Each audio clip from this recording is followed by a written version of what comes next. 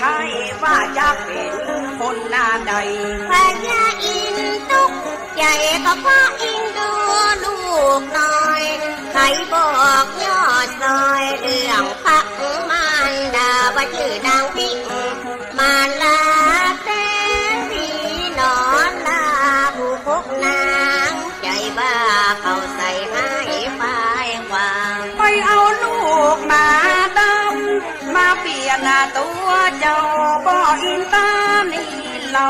หับมาอยู่เมืองบนบิดากังวลโกธาเกียรติไม่บังคับแม่ไทยเข้าสู่ดงนาไผ่เลยได้ไปอาศัยอยู่กับตายายสองเขา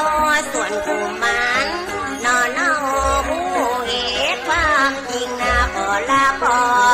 พระอินทร์ละมาเมืองมนุษย์ลุ่มไตเพื่อจับมาชดใจคุณแม่มารดาพ่อพระอินทร์นาตาก็อนุญาตเต้าบุ้งมันนาเจ้าลงมาจากเมืองบนแล้วกระสิงอาคมหินเป็นหงตัวกากุมารนอนหน้านั่งคงหินบินหน้าไปมอบสติกันใจดับติดเพียนกากุมารนาลูกลาไว้ป้องกันตัวตัวเอาติดกันนะขโมยไปป้องกันตัวได้สัตว์สิ่งเสือให้บอกว่าจะเป็นยินนายนพอไปถึงเมืองคนอุทยานสองเท่าบอกโค้งหินเจ้าคือหล่อนลงดินแล้วก็ซ่อนโค้งหินไว้ที่ไหนพงยาแล้วกุมารนอนหน้าก็เตียวทิ้งเข้าว่าไปหันกระท่อมตายายตั้งอยู่ตั้งนากับตั้งเมฟ้านั่งอยู่ตัวตายายหัวอกองใจยังกับปืนต่ำเข้าน้ำตาลุ่นเบาเมื่อหันแม่เจ้ามารดากุมารก็ภาวะรอเข้าว่าไปไกลแล้วยกมือไปองค์พระมารดอนขอพรอุทธรโตสาขาเจ้าแล้วก็เล่าเก้าปีนางฟังนางได้ฟังอันที่เหตุการณ์เล่ามาดังนี้ว่าอย่ามาเศร้าสีมันก็เป็นความจริงหัวแต่องค์อินจะมาจุกหลอกเล่นหัวใจข้าตินเหมือนปืนตีของลุงมาลังวันนั้นกุมารก็ยกมือขึ้นหน้าไว้ขอองค์เทพไทยสวรรค์บรรณาดลขอน้ำนมแม่ไหลออกจากเขาแล้วก็พุ่งเข้าใส่ปากเจ้ากุมารเมื่อจอมลงคานผู้จริงดังอันสติบ่ตั้งดวดปีนลมไปตามหมอคุณตายว่าไว้ดังอีนึกว่าจะดีเมตติ้งบ่มีบุญนอเจ้าพระคุณก็ตาเอาลูกลาลูกไปอยู่เมืองป่าก็ป่ออินนาตาปล่อยเมืองมันนาอยู่กับลูกมาน้อยสั่งเป็นตุกข้าคอยนึกว่าลูกในยาคันเป็นติดนากรรมนากระบอกบรรณาบดเสียงมาเหมือนเฮากายที่เลี้ยงขว้างลุงกลางเตาไฟตั้งแต่มีไฟลูกยักษ์ขอน้อมก่อเลี้ยงพระแม่ปีนเจ้ากับสองเขาตายายเรื่องราวต่อไปก็เปิดฟังแถมนาเรื่องโหกเจ้าว่าป้าเตียวเอวตาพระนั้นป้านินคำกับจุ่มใจเบาหน่อยเรื่องเจ้ามาหน่อยว่าจะเป็น แทนตอนต่อไปก็ค่อยบรรยายต่อสุนนะคือบรรลุล่วงคุณนะมันตีนความจริงอันเรื่องเจ้าคงหินเอามาเล่าขอเจิญต้านที่อยากผู้ฟังตำนองไป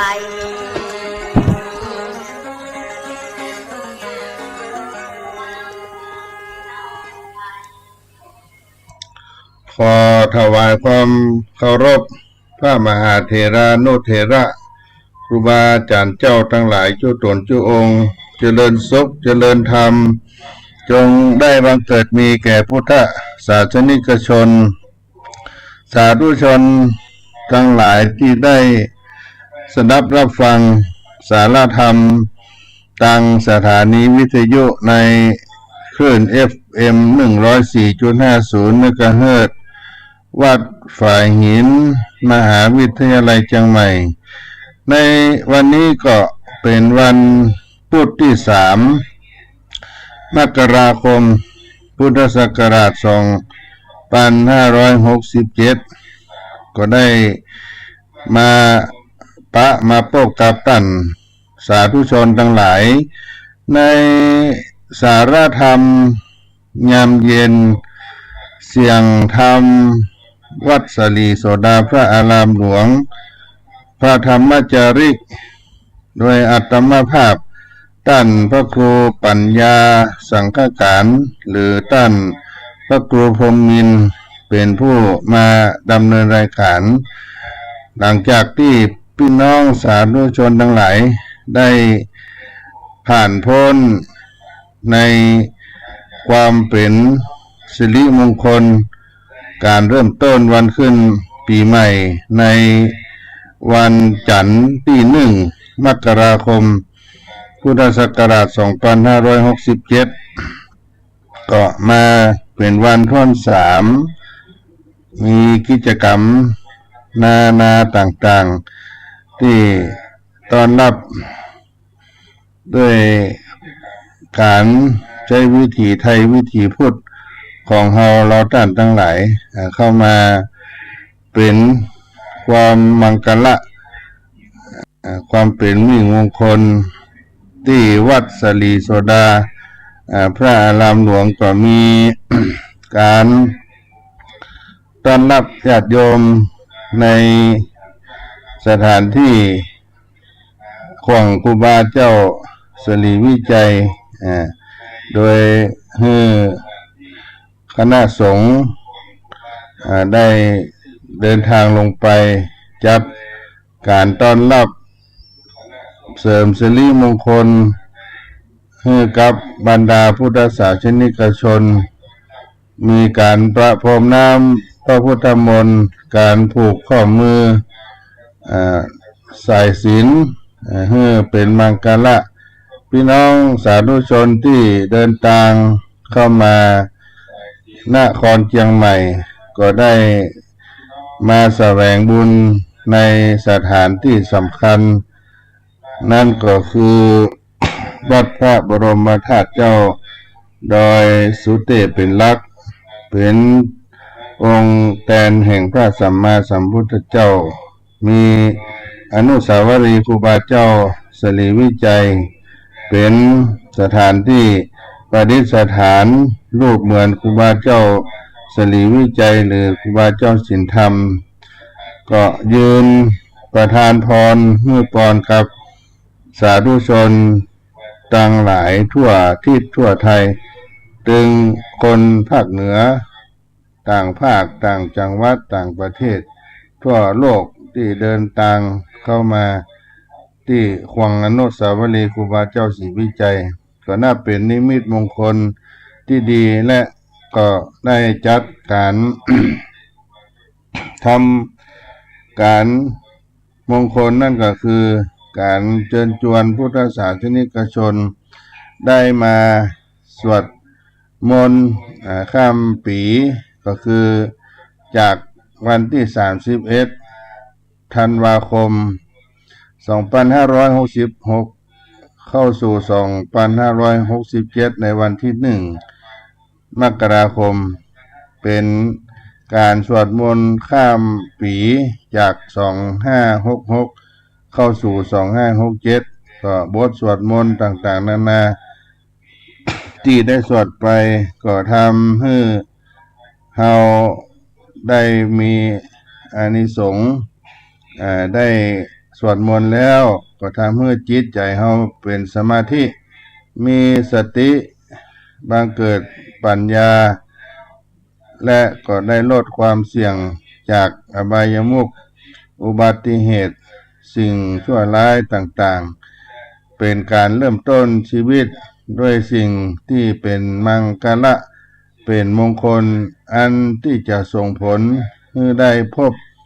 กับสิ่งที่เป็นมงคลแก่ชีวิตของตัวเฮาและก็บริวารเฮาตลอดปีเพราะเฮาท่านทั้งหลายได้ตั้งอกตั้งใจเข้ามาสวดมนต์แล้วจิตใจเฮาก็เกิดความเป็นสมาธิจะทำอะไรอย่างก็มีสติเมื่อมีสติแล้วปัญญาก็จะเกิดขึ้นจะทำสิ่งใดก็เป็นสิ่งที่ดีที่งามตลอดและก็ลดการแอวกันเที่ยวการไปสู่อบายมุขในการดื่มเหล้าเมายาการแสวงหาความสุขที่เป็นแหล่งอบายมุขต่างๆก็บ่มีอุบัติเหตุสิ่งบดีบางามที่จะบังเกิดขึ้นนี่ก็เป็นอานิสงส์ที่เราได้ทำเข้าสู่รัตนตรัยพระแก้วเจ้าทั้งสามประการแล้วก็มาเริ่มต้นกับสิ่งที่ดีเราก็จะได้พบกับสิ่งที่ดีที่งามที่ได้นำเอาคำสอนพุทธพจน์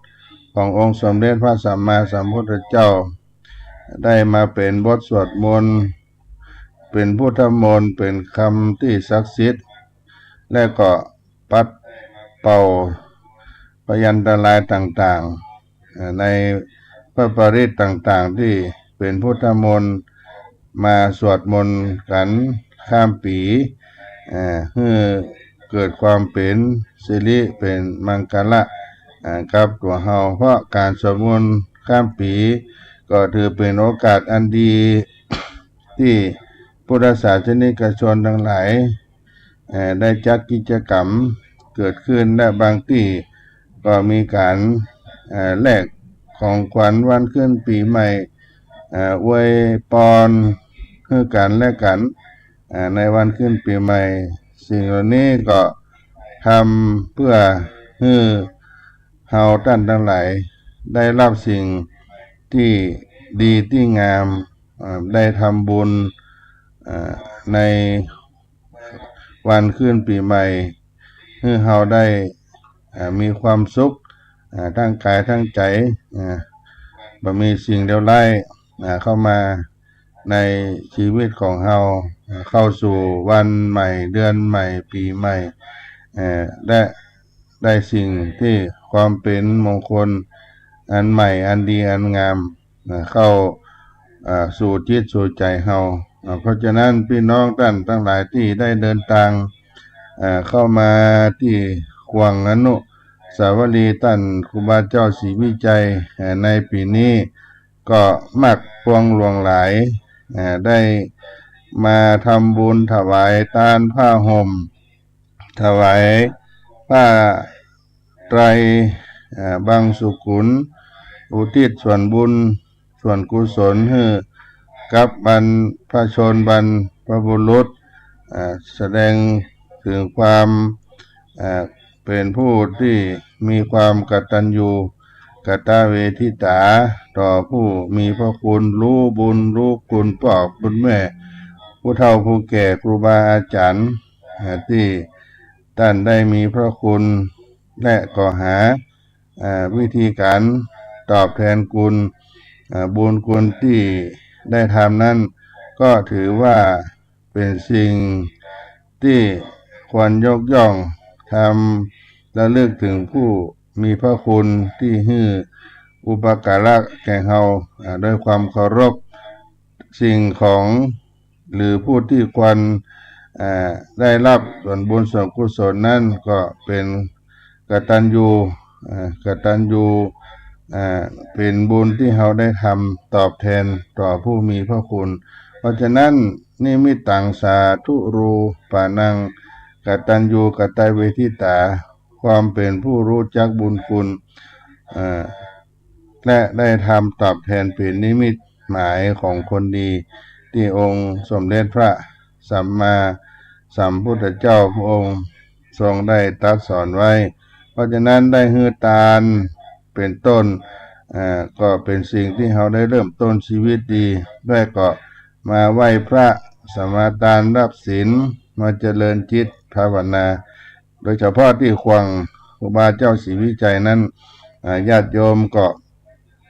หลั่งไหลกันมาถึงกลางวันกลางคืนจนถึงเมื่อข้ามยามคืนก็ยังทยอยกันมาอยู่ทยอยกันมาเพื่อว่าเป็นพิเศษในช่วงวันขึ้นปีใหม่ให้เราได้มีความสุขมีความสบายอกสบายใจเกิดขึ้นในวันที่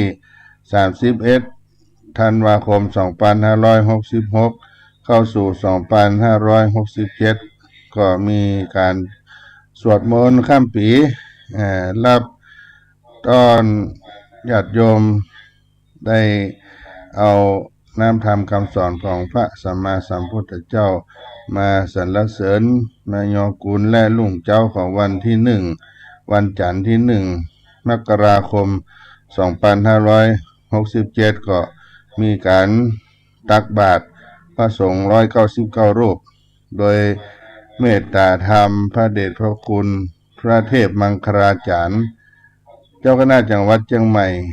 ได้มาเป็นประธานสงฆ์ทั้งหมด199ตนที่ขวังอนุสาวรีย์ครูบาเจ้าศรีวิจัยและก่อตั้งผู้ว่าราชการจังหวัดเชียงใหม่ได้เมตตานำพุทธศาสนิกชนสาธุชนทั้งคนไทยภาคเหนือคนต่างจังหวัดต่างอำเภอต่างบ้านต่างเมืองต่างประเทศผู้ว่าราชการจังหวัดเชียงใหม่นำพุทธศาสนิกชนชาวเชียงใหม่ต่างจังหวัดต่างประเทศทำบุญตักบาตรมงคลที่ถีวันขึ้นปีใหม่ที่ขวังอนุสาวรีย์ครูบาเจ้าศรีวิจัยวันจันทร์ที่มกราคม2567เวลา6:30 นาทีท่านนิรัตน์พงษ์สิทธิถาวรผู้ว่าราชการจังหวัดเชียงใหม่ก็เป็นภาพบรรยากาศที่เราได้จะทำขึ้นทำแล้วก็เกิดความเป็นมังกรมงคลญาติโยมเกิดความสุขกายสุขใจเกิดขึ้นเพราะฉะนั้นได้ทำแล้วอานิสงส์ได้ใส่บาตรหยาดน้ำก็ทำให้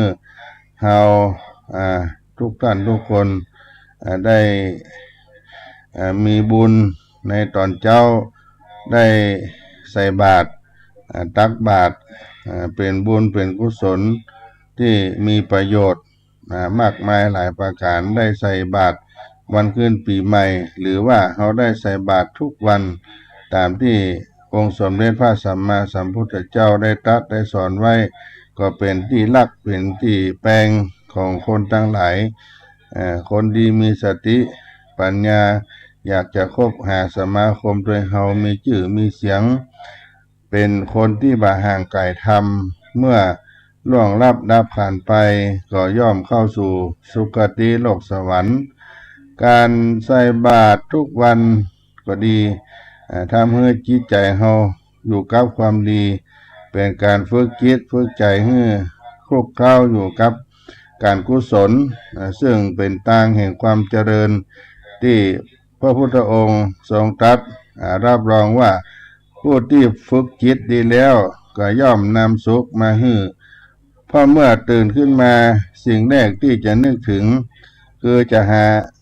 สิ่งของอัน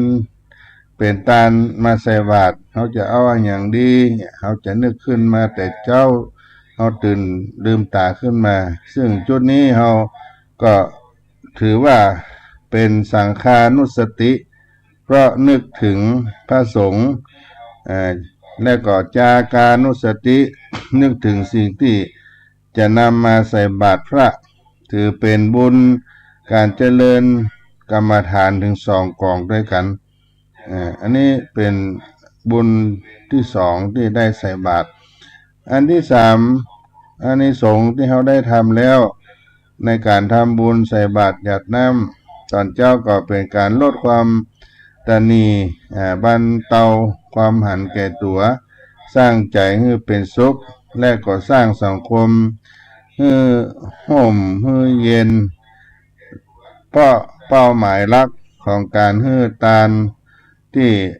องค์สมเด็จพระสัมมาสัมพุทธเจ้าได้ตรัส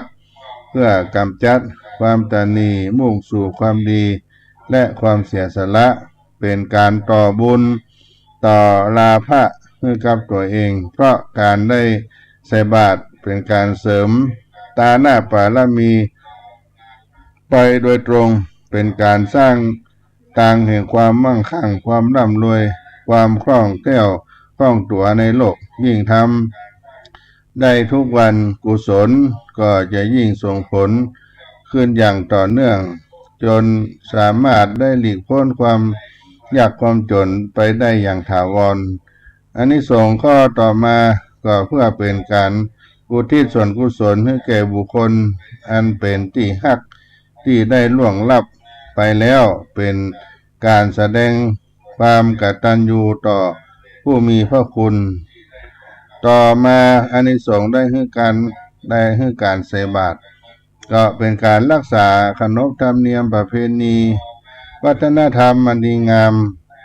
ของชาวพุทธเอาไว้เพื่อความงดงามเป็นมนต์เสน่ห์เป็นเอกลักษณ์ของพระพุทธศาสนาของชาติบ้านเมืองอานิสงส์ก็ต่อมาในการให้ทานทำบุญใส่บาตรเป็นแบบอย่างที่ดีงามจากรุ่นสู่รุ่นเพื่อให้ลูกหลานมีแบบอย่างในการทำความดีสืบต่อไปเพราะถ้าคนเป็นพ่อเป็นแม่เป็นปู่ย่าตายายพ่อแม่หม่อนมาได้ทำตัวอย่างไว้อนุชนคนตามมาลูกหลานก็มามีตัวอย่างจะให้พ่อให้ดูและต่อไปคนรุ่นใหม่ก็จะบอกว่าจะได้ทำสิ่งใดอันที่เป็นความดีงามและก็บักกล้าทำแล้ววัฒนธรรมที่ดีงามก็จะสูญสลายไปในที่สุดก็เป็นต้นแบบที่ให้ลูกหลานได้ทำสืบทอดกันไปประเพณีที่ดีงามในการทำบุญตักบาตรดังนี้ต่อมาในการให้ทานใส่บาตรตักบาตรก็ดีก็เป็นการสืบต่ออายุพระพุทธศาสนาเพราะพระภิกษุสามเณรต้องอยู่ด้วยการบิณฑบาตเลี้ยงชีพถ้าบ่มีไผได้ใส่บาตรบ่มีโภชนาอาหารบ่ได้มีการให้ทานโภชนาอาหารใส่บาตรบ่มีอาหารย่อมบ่อาจดำรงชีพอยู่ได้แล้วพระพุทธศาสนาก็อาจจะสูญสิ้นลงไปในยุคปัจจุบันนี้ต่อมาการใส่บาตรนั่นก็เป็นบุญการใส่บาตรได้เป็นการสร้างความปรองดองให้กับชาวพุทธเป็นการยดวิกฤตความศรัทธาเพราะถ้าชาวพุทธทุกบ้านพร้อมเพียงกันใส่บาตรก็จะเกิดพลังแห่งความสามัคคีซึ่งพลังนี้ก็จะช่วย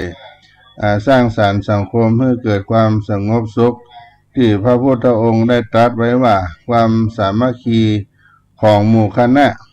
ย่อมทำให้เกิดสุขทำให้ชาวพุทธมีความเข้มแข็งและสามารถ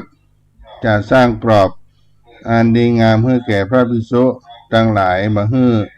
ออกนอกลู่นอกทางได้เพราะฉะนั้นอานิสงส์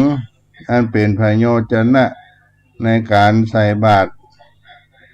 ในการทำบุญตักบาตรที่ได้สืบทอดกันมากว่า 2,500 ปีแล้วตั้งแต่สมัยพุทธกาลก็นับเป็นกุลอนันต์เป็นลาภมหันต์ของเจ้าพุทธที่สามารถสร้างเสริมตัวให้ได้เสริมสร้างใส่ตัวให้ได้ทุกวันเมื่อการใส่บาตรมีกุลมีค่ามีอานิสงส์นักปวงหลวงหลายนี้เอาท่านทั้งหลายที่ได้ทำในฐานะเอาเป็นเจ้าพุทธก็บ่เสียเปล่าประโยชน์อันใดมีความสุขในส่วนนี้ที่ได้ทำบอกว่าเทศกาลต่างๆนานาเกิดขึ้นเป็นกรณีพิเศษหรือว่าเป็นกิจจะว่าทุกวันเมื่อเรามีความสุขความสงบในจิตในใจเกิดเป็นพระอานิสงส์อันยิ่งใหญ่ของเจ้าพุทธเราโดยเฉพาะการได้ใส่บาตรทำบุญตักบาตรเป็นการทำบุญที่เจ้าพุทธเราได้รู้จักปฏิบัติกันมามากกว่าการทำบุญอื่นๆการใส่บาตรหยาดน้ำตักบาตรเป็นการทำบุญเป็นวิถีชีวิตกิจประจำวันของเจ้าพุทธและเจ้าพุทธเชื่อว่าการออกบิณฑบาตของพระสงฆ์นั้นเป็นการช่วยโปรดสัตว์ที่อยู่ในอบายภูมิเป็นเรื่องว่าเปรตวิสัยก็จะได้รับส่วนบุญโดยเหตุผลทางจริยธรรมในการทำบุญตักบาตรนั้นญาติโยมได้ใส่บาตรหยาดน้ำมีจิตใจตั้งมั่นรอใส่บาตรพระสงฆ์องค์เจ้าได้เดินมาใส่บาตรก็ได้ทำบุญตักบาตรบ่ได้เจาะได้จงว่ารูปนั้นรูปนี้เขาได้ใส่บาตรได้ทำบุญได้อธิษฐานตานอธิษฐานเพื่อเป็นมังกรการที่เขาได้ทำดีแล้วนี้ก็เป็นเครื่องนำมาซึ่งความสิ้นกิเลสของเฮาด้วยสุตินังวะตะเมตานังอาสาวะคะยาวะหังโหโตเป็นกรรมอธิษฐานก็ดีบางท่านสวดได้ว่าได้กรรมใส่บาตรสุตินังวะตะเมตานังอาสาวะคะยาวะหังโหโตการที่ข้าพเจ้าถวายดีแล้วนี้จงเป็นเครื่องนำมาซึ่งความสิ้นกิเลสเถิดก็เอาใส่บาตรการใส่บาตรก็ต้องถอดรองเท้าจะไปนิยมสวมรองเท้าเพราะถือว่าคือความเคารพต่อพระรัตนตรัยต่อพระสงฆ์ที่ได้มารับอาหารบิณฑบาตของเฮาในช่วงเจ้าเพราะฉะนั้นเฮาท่านทั้งหลายเคยสวดมนต์ว่านัตถิเมสารนังอัญญังสังโฆเมสารนังวลังเอเตนะสัจจะวัชเชนะโสธิเมโหตุสัพพตาสรณะอื่นของข้าพเจ้าบ่มีพระสงฆ์เป็นสรณะอันประเสริฐของข้าพเจ้าด้วยการกล่าวคำสัตย์นี้ขอให้ข้าพเจ้าได้เจริญในพระศาสนาเมื่อเราใส่บาตรได้ตั้งจิตอธิษฐานและเลือกถึงคุณแห่งพระสังฆเจ้ามาเป็นที่เพิ่งเป็นสรณะเขาก็มีโอกาสหลังจากที่ได้ใส่บาตรแล้วก็มีการหยาดน้ำกวดน้ำไปให้ญาติพี่น้องสรรพสัตว์ทั้งหลายเราจะอธิษฐานด้วยคำว่าอิตังเมยาตินังโหตุโสขิตาโหตุยาตโยขอส่วนบุญทั้งหลายได้สำเร็จแก่ญาติของข้าพเจ้าขอให้ญาติของข้าพเจ้าทั้งหลายจงเป็นสุขเถิดนี่ก็ได้แผ่บุญไปถึงผู้ตายผลบุญก็ถึงผู้ที่ได้ล่วงลับดาวขันไปจะได้ส่วนอานิสงส์ที่เราได้แผ่ได้อุทิศนี้ให้กับเปิ้นได้รับ บุญจากเราไปได้รับส่วนกุศลที่เราได้ทำนี่ก็เป็นสิ่งที่เราได้กระทำเกิดขึ้นในช่วงในการบิณฑบาตตอนเจ้าความเป็นมังกระเป็นชีวิตของเราได้ใส่บาตรได้ใส่บาตรก็ได้บุญได้ทานนอกจากนี้ยังแผ่ไปถึงขโยมเด็กวัดที่อยู่ในวัดวาอารามที่มาอาศัยวัดอาศัยวาได้อานิสงส์รับกินได้รับทานจากพระเจ้าพระสงฆ์ก็แผ่ภายไปให้หนออ่อนเด็กวัดอารามบอยตลอดถึงทรัพย์สิ่งหิ่งห้อยสุนัขแมวที่เขามาปล่อยมาในวัดในวาบมีที่ไปก็ได้อาศัยเข้าน้ำจากศรัทธาญาติโยมเพื่อได้ประทังชีวิตอยู่ร่วมโลกกับเฮาไปได้การทำบุญตักบาตรได้กินเฮือตาลได้สร้างทำให้การทำบุญสิ่งนี้เกิดขึ้นเป็นมนต์เสน่ห์ของเจ้าพุทธของเฮาที่ได้ทำเพราะฉะนั้นช่วงเทศกาลก็ดี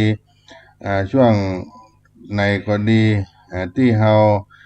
ได้ทำก็เป็นมังกรเป็นมงคลให้เฮาได้รับส่วนบุญส่วนกุศลปีนี้พระเดชพระคุณหลวงพ่อพระธรรมวชิรโกศลก็ได้ให้ปอนในมังกรว่า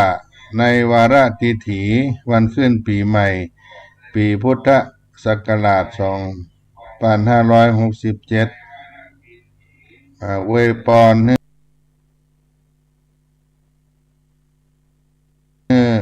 เจ้าพุทธ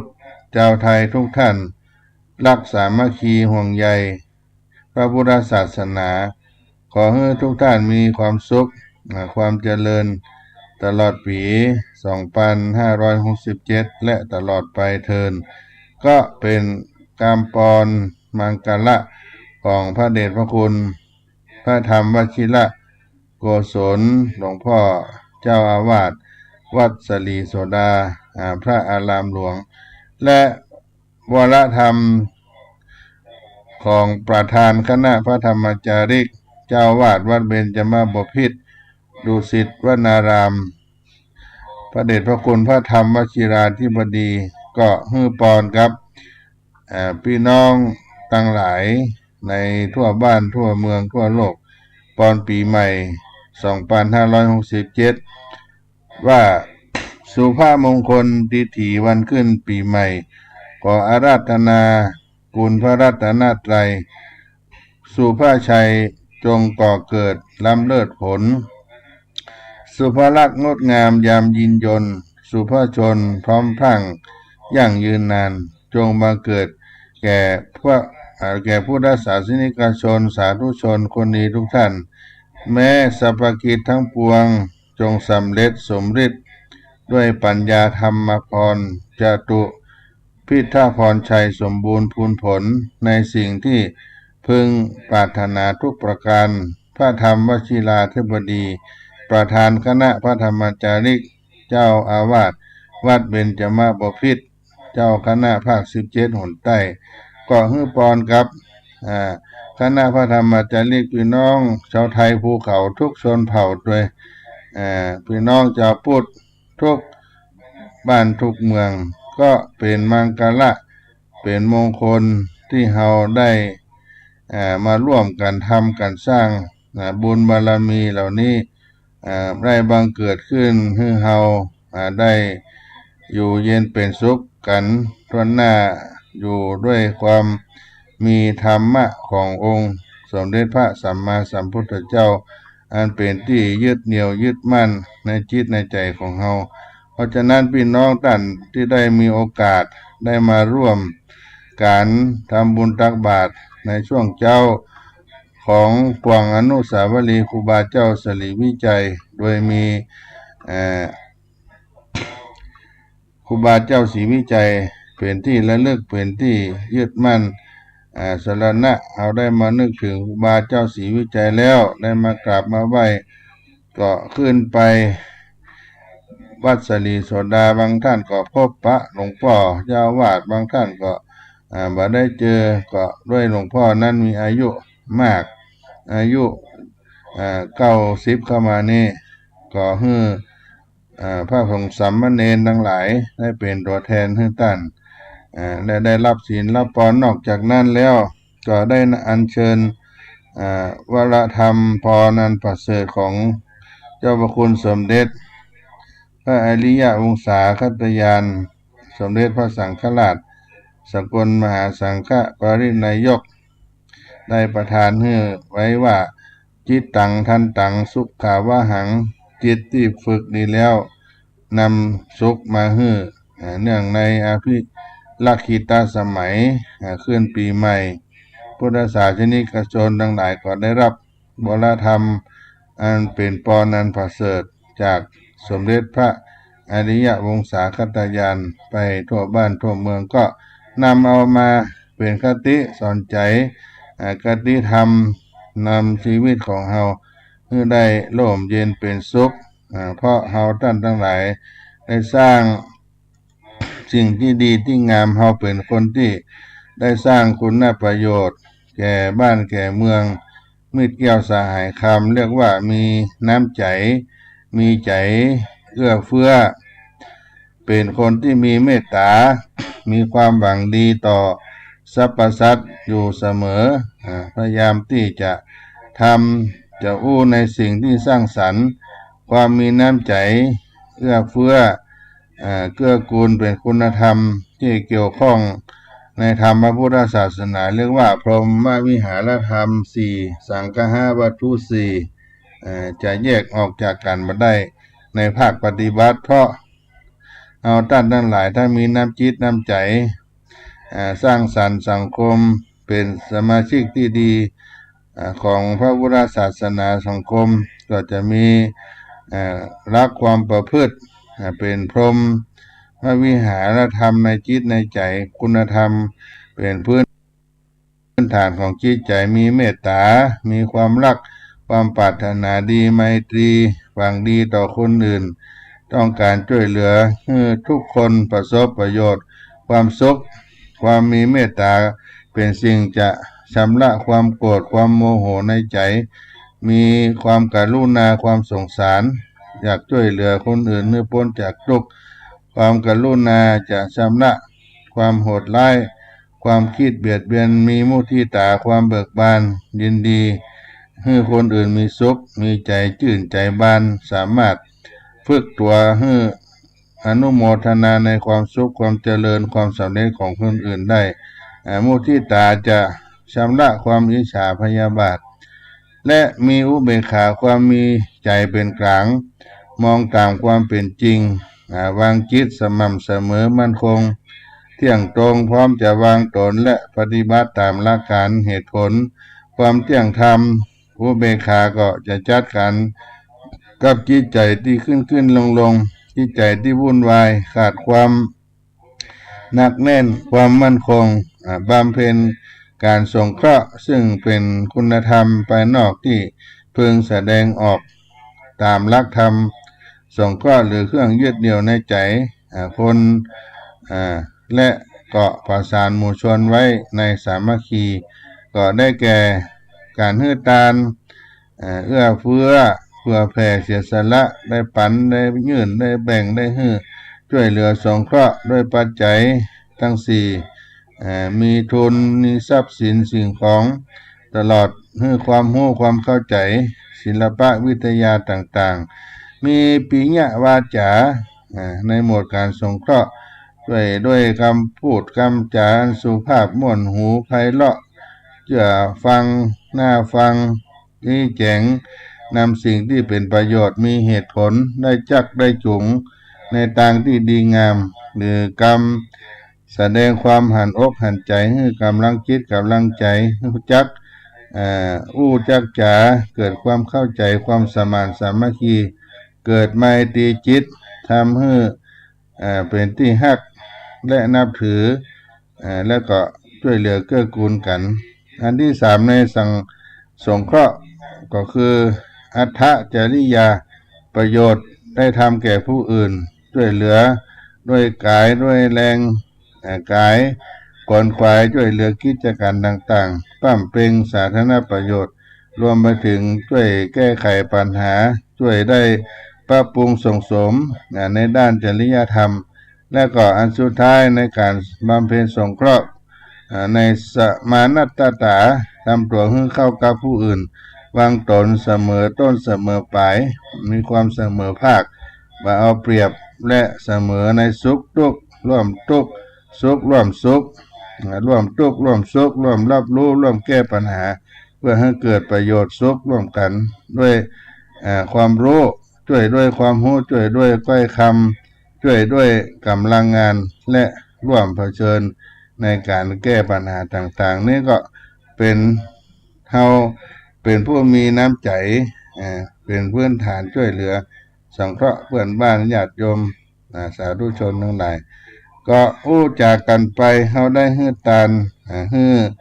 านแล้วพระพุทธองค์ก็ได้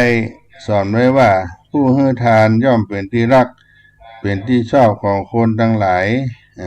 คนทั้งหลายก็อยากจะพบค้าสมาคมกับ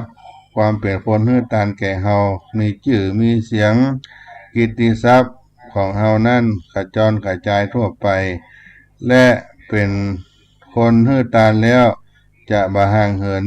จากธรรมของพระสัมมาสัมพุทธเจ้าเมื่อเฮาล่วงลับดับขันไปก็จะเข้าถึงสุคติโลกสวรรค์ในกินตสูตรได้กล่าวไว้ว่าการฮื้อข้าวและน้ำชื่อว่าฮื้อกำลังการฮื้อผ้าเครื่องนุ่งห่มชื่อว่าฮื้อผิวพรรณการฮื้อยานพาหนะชื่อว่าฮื้อความสุขทางกายและใจและการฮื้อประทีปดวงไฟชื่อว่าฮื้อดวงตาการฮื้อที่อยู่อาศัยฮื้อทุกอย่างคือกำลังใจผิวพรรณฮื้อความสุขฮื้อดวงตาแต่การพร่ำสอนธรรมะคือการฮื้อธรรมะชื่อว่าฮื้อสิ่งที่บัดตายเพราะบุคคลจะพ้นความตายว่าต้องเกิดแถมเกิดอีกก็เพราะอาศัยได้สดับรับฟังธรรมะโดยเหตุนี้พระพุทธองค์ได้ตรัสว่าการให้ธรรมะชนะการให้สิ่งอื่นสิ่งทั้งปวงแม้การจะทำตามให้ถูกต้องก็อาศัยธรรมะเป็นสิ่งที่ฮื้อธรรมเป็นสิ่งที่ประเสริฐเพราะฉะนั้นญาติโยมทั้งหลายในปีใหม่นี้ก็ขอให้เฮาท่านทั้งหลายได้มีความมีเมตตาเป็นคนฮื้อเสียสละเอื้อเฟื้อเผื่อแผ่แบ่งปันกับเพื่อนเจ้าโลกเพราะว่าเป็นปัจจัยความรู้การปรึกษากำลังอกกำลังใจฮื้อเกียรติฮื้อการยกย่องฮื้อเกียรติซึ่งกันและกันฮื้อความร่วมมือเพื่อสร้างสรรค์เพื่อนร่วมทุกข์ร่วมสุขในวัฏสงสารของเราแม้กระทั่งสัตว์เดรัจฉานอ่อนแอกว่าเราก็ได้ฮื้อเมตตาฮื้อทานแก่เขาไปการฮื้อนั่นเป็นการประสานมิตรภาพเป็นสิ่งดีผู้ให้ย่อมเป็นที่รักของผู้รับบอกว่าคนหรือสัตว์ที่พระพุทธองค์ได้ตรัสว่าทะมาโนปิโยโหติผู้ให้ย่อมเป็นที่รักและพร้อมกันนี้ก็มีคำสอนเอาไว้ว่าให้ท่านจักให้ตอบสนองไหว้ท่านจักปองนอบไหว้รักท่านจักครองความรักเรานาสามสิ่งนี้เว้นไว้แต่ผู้ทุรชนก็เป็นอวยพรปีใหม่ให้กับทุกท่านทุกคน2567ในเบื้องต้นรายการในวันนี้ก็พักสักกรรมก็ให้พี่น้องได้ฟังเคยคีตาธรรมตะกี้ต้นรายการได้เปิดเรื่องเจ้าหงหินเนาะก็อย่ามาเปิดต่อให้สักหน่อยเป็นการพักในช่วงต้นรายการก็เป็นวรรณกรรมในด้าน ภาษาข้าวซอของแม่บัวซอนเมืองเป้ากับพ่อสีมาสันพงษ์เป็นคีตะธรรมวัฒนธรรมของล้านนาไทยสักกรรมก่อนนอ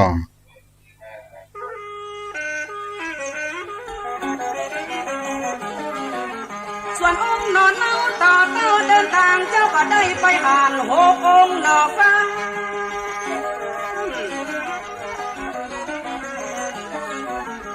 เขากำลังแม่นเรามาอ้อมหน้า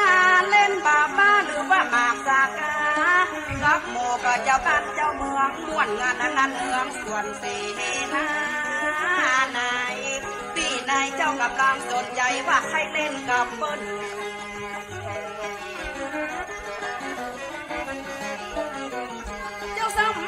ใจบ้านนินทำปิ๊กกะหันหลังก็เข้าไปในบ้านก็มาอ้อนบอนนะแม่เจ้าหลายครั้งคือสอบบ้านนินทำก็คือลูกสักหนุ่มนายมอนลูกจะเอาไปต่อลูกจะเอาไปลองเพื่อจะเอาเงินทองนั้นมาเลี้ยงแม่แม่บอกกับลูกน้อยเฮาตามต้อยตึกหยุดตั้งแม่ขี้แม่งอนแม่ยังบ่มีไว้สอบลูกเจ้าแม่เลยแม่จะไปหาคือใดเจ้าลูกขายทิ้งวันบ่มีกินนะแม่มาอยู่กับตายายสองเท่าปลูกเด็กปลูกเท่าทั่วเน่าทั่วดินจริงแม่ถือหม้อมันคงกินไปเป็นมือเป็นข้าแม่จะเอาไหนมาให้ลูกเขาก็เป็นคนทุกข์คนจน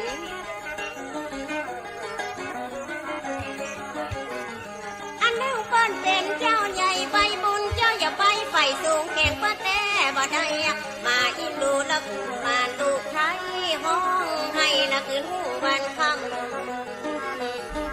หอมแป้งวันหนึ่งแม่ไปเจ็บได้บ้านนินแดงเอามาให้ลูกแม่ให้ลูกเอาไปแข่งของเขาเป็นนินแดงของก้อนเป็นนินดอมจะเอาไปต้าพานานใครจะแพ้จะกัน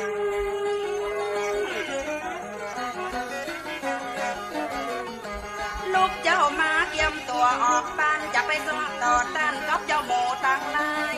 เพราะกุมารเจ้าเป็นคนฉันนาเจ้าเลยเพียเอาดาบกับสลีกันใจหน่อยเจ้าพี่หน่อยได้แล้วพิเศษไปโดยมันต้องโดยแน่แน่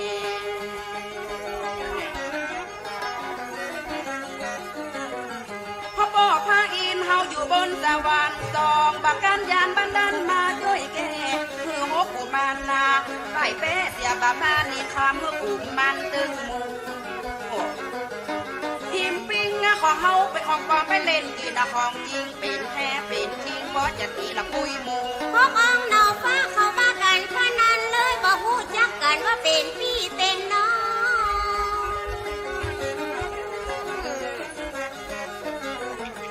พวงบิดาแต่มาต่างต้องดึงเป็นพี่น้องบ่ฮู้จักกันหาว่าเปิ้นเป็นไอ้ตุ๊กตาเสื้อหน้าโป๊ะหน้าป้าบ่บ่ดีบ่งามพี่กำพายกห่อทองคำเข้าบัดทันสังเกต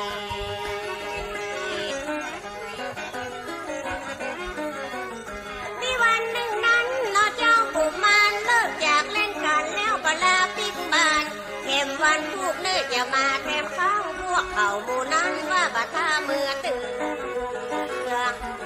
ระวังเขาว่ายักษ์ผีดิบมันเกิดอยู่กลางทางระวังเนื้อมันหันมาต้องกินทิ้งแน่เสือต้องมีลายจัดไฟต้องมีเข่าหดหดคำใส่กระเป๋าเปิดคนเดียววง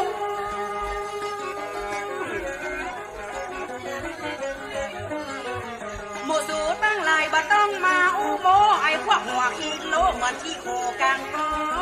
เซลออกกับป้าใส่ใหญ่ยักกุมารเจ้าก็ยักดาบออกมาบ่ล้อหนอเจ้าเปิ้ลนอกระโดดเข้าตะคอนนักใจห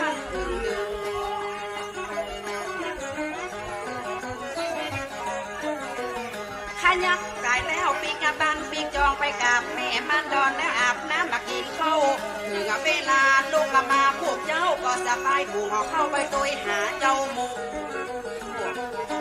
จุ่มใจกูมาหน้าตังโหเขาตุกโอ้เขาตุกใหญ่ว่ากินยังบอดได้กินไอ้ยังมากินกูมันตังโหเขาฟังสดไปหาว่ากินมีกระถาไอ้ยังพี่เอามาจ้า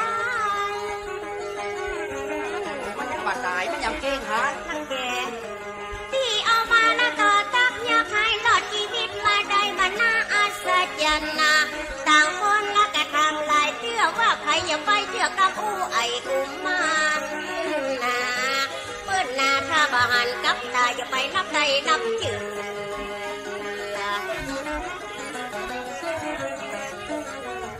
ยักตัวเต้าจ้างส่งเต้าต้นตาลส่วนเจ้ากุมันยังปีละอ่อนน้อยคุณคนเดียวเที่ยงคุณอย่าเป็นน้อยกำนั้นกุมันน้อยนึกพาเขาไปพอ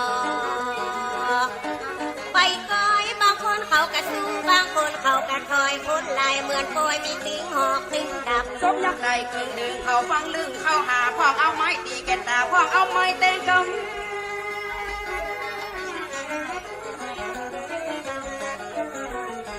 พอมันรอจะได้เต้กะบะเต้พองกะเต้แกสินะเนี่ยยักษ์ตาโบตัวมันใหญ่ๆไว้ใหญ่เงานมเต้าหน่อยบ่เป้าตาเต้าหน่อยบ่โอ้โลเจ้าพี่โนมาจะไปถามข้าวโบก่อนนานโลต้นก่อน คนต้องไปถามคุณรู้หนอ ไปถามเด้อกุมารตั้งหัวเขายกเอาหัวใจตับไตหัวในแห่ยักไปโป้งผ้าเอาเลือกยักตาคงมีแต่หงฟ้าแล้วไปบอกเจ้าว่าไม่ใช่ยักไหนแล้วหนึ่งแถมกำแนวกะฮือสินบนนอนน้อยกุมารว่าบ่ฮือนำความนี่ไปบอกคนอื่น ส่วนเจ้าพญาได้ยินกองเข้าหูว่าตายแล้วลูกกูยังมาเก่งเจนลาง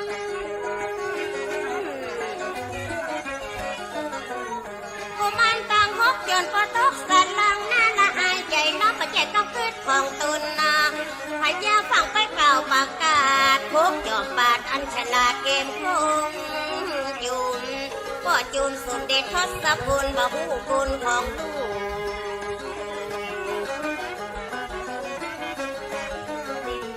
ก็เลยพบบ่าวฮือนิพนธ์โยธาปากันจัดดารับขวัญลูกเต่ากับพนางละหกคนนั้นเล่าขึ้นบ้านหลังทองเป็นเจ้าจอมตำแหน่งปุลีพระมอบสมบัติและจัดกันใบสีมรโหรสดนีก็ดึงมีหลายอย่าง เมื่อได้มอบตำแหน่งแบ่งข้าราชการนึกถึงความหลังกะติมันเดือด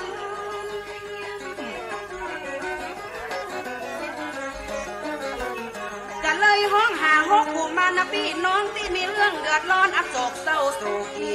ชนนันนี้เจ้าก็แม่เท่านี้ฮักยักปีดิบมันลักหายไปจากปุลีนี่เจ้าลูกนี้ลูกหกคนมีฤทธิ์ที่เฮือไปตัวหาหนึ่ง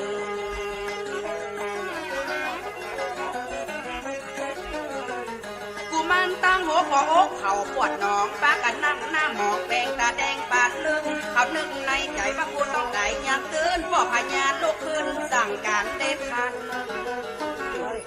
คือสู่ไปก่อนบัดใดแม่เท่าปิกมาอย่างสมใจพกคนกูต้องได้วันนี้เป็นกำสั่ง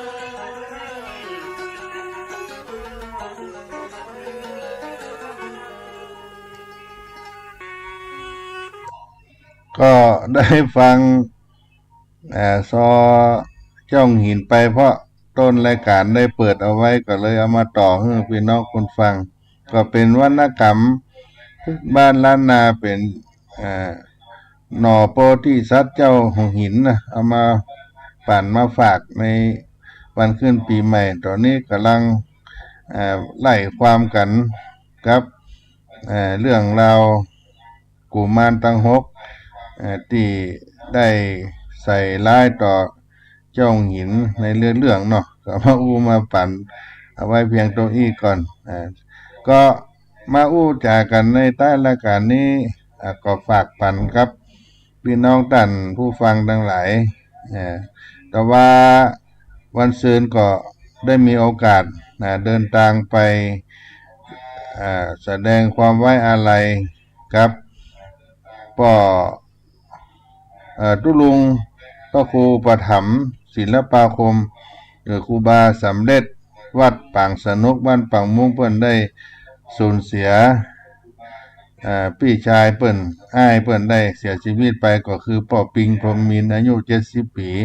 ในนามของพระธรรมจาริกอาตมาภาพก็ไปร่วมแทนกับพระเดชพระคุณพระธรรมวชิราโกศลพระธรรมวชิราธิบดีเคยไปเปิ้งปลาใสวัดปางสนุกปางม่วงเป็นที่พักในการประสานงานพระธรรมจาริกต่างๆเปิ้นได้มีเมตตาต่องานพระธรรมจาริกก็ไปร่วม ตัวแทนของเจ้าคุณพระธรรมทั้งสองแล้วก็พระธรรมจารีกด้วยก็ขอให้บุญกุศลได้ทำได้เป็นพระบุญให้ตุลุงพระครูประถมศิลปาคมที่ได้ร่วมกันให้ดวงวิญญาณในการจัดงานครั้งนี้มีท่านพระครูประถมศิลปาคมครูบาเจ้าสำเร็จวัดปางสนุกเมื่อไปหลอดไปถึงดวงวิญญาณปอบปิงโทมินที่เสียชีวิตไปเป็นอ้ายของเปิ้นได้พ้นจากทุกข์ได้เกิดเป็นเทพบุตรเทวดาได้ถึงสุขสวรรค์ในสัมปราภพสู่โลกเบื้องหน้าโดยอานิสงส์ตานเนอร์ก็ขอขอบใจลูกศิษย์ธงชัยเจ้าหน้าที่สำนักวัฒนธรรมได้อวยพรปีใหม่ขอให้พระอาจารย์มีสุขภาพแข็งแรงก็ขอบุญขอพรนั้นจงได้ย้อนไปถึงลูกศิษย์ธงชัยที่ได้อวยพรให้ได้อยู่เย็นเป็นสุขเหมือนกันในปีใหม่นี้เป็นต้นไปที่อุตสาห์ได้อวยพรมาทาง Facebook เนาะมาให้กับท่านอาจารย์พระครูปัญญาสังฆการในวันนี้ขอให้ได้มีความสุขความเจริญต่อไปบรรดาท่านผู้ฟังสาธุชนทั้งหลายก็ขอให้มีความสุขความเจริญทิฏฐิในปีใหม่มีหลักธรรมขององค์สมเด็จพระสัมมาสัมพุทธเจ้าให้ได้เป็นบุคคลผู้มีน้ำใจที่ดีที่งามมีจิตใจไม่ดีที่ดีต่อกันความสุขก็จะเกิดมีทั่วบ้านทั่วเมืองมีความม่วนอกม่วนใจกันทั่วหน้าวันนี้ขอความเจริญจงมีแก่ทุกท่านทุกคนที่ได้สดับรับฟังยัตตาโลธรรมาวทันติอายุวันโนสุขังปะลัง